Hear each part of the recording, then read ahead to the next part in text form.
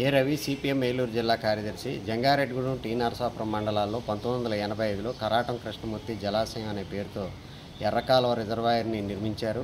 ఆ సందర్భంగా భూసేకరణ చేశారు. ఆ భూములు సేకరించిన రైతులకి ఆనాడే నష్టపరిహారం చెల్లించారు.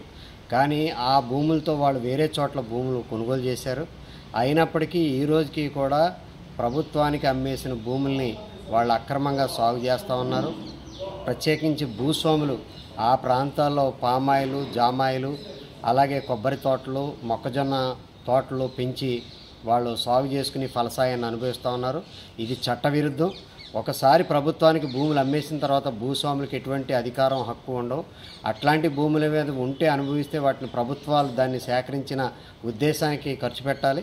అయితే ఎర్రకాలువ రిజర్వాయర్కి ఇంకా ఈ రోజుకి కూడా అవసరం లేని విధంగా 3500 ఎకరాల మిగులు భూములు ఉన్నాయి.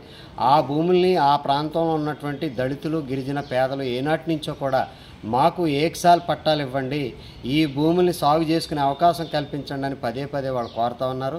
ఈ రోజుకి కూడా ప్రభుత్వాలు ఎన్ని మారినా, అధికారులు ఎంతమంది మారినా పేదలు, దళితులు, గిరిజనుల యొక్క గోడు అరణ్యరోధనగానే ఉంది.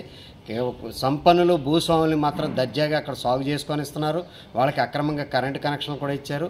ఆ భూముల్ని పేదలకు ఇవ్వాలని చెప్పి సిపిఎం పార్టీ 10 ఏళ్లుగా పోరాటాలు సాగిస్తూ ఉంది. ఆ పోరాటాల్లో భాగంగానే కొంత ఆ ప్రాంతంలో భూములు సాగు చేసుకుంటుంది. ఇటీవల గౌరవ హైకోర్టు కూడా ఆదేశాలు ఇచ్చింది.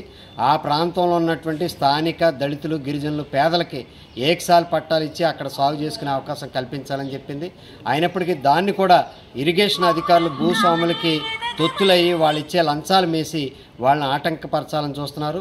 స్థానికంగా ఉన్న పేదలకి దన్నుగా నిలబడి ధైర్యంగా వాళ్ళకి ధైర్యం చెప్పి ఈ భూములు సాగు చేసుకోమని చెప్పడం కోసం సిపిఎం పార్టీ రాష్ట్ర కార్యదర్శి వి శ్రీనివాసరావు గారు రేపు ఆ జంగారెడ్డిగూడెం, టీ నరసాపురం మండలాల్లో ఉన్నటువంటి ఎర్రకాలువ రిజర్వాయర్ మిగులు భూముల్ని పర్యటిస్తున్నారు. అక్కడ అరకపట్టి దున్ని అక్కడ సాగు చేసే కార్యక్రమాన్ని కూడా చేపడుతున్నారు. అనంతరం ఆ పేదలతో అక్కడ సభలో మాట్లాడతారు. ఈ శ్రీనివాసరావు గారితో పాటు సిపిఎం పార్టీ రాష్ట్ర నాయకులు బలరాం గారు, ఇంకా జిల్లా స్థాయి నాయకులందరూ కూడా అక్కడ పర్యటిస్తున్నారు. ఈ పర్యటన ఆ ప్రాంత ప్రజానీకం అందరూ కూడా జయప్రదం చేయాలని చెప్పేసి విజ్ఞప్తి చేస్తుంది.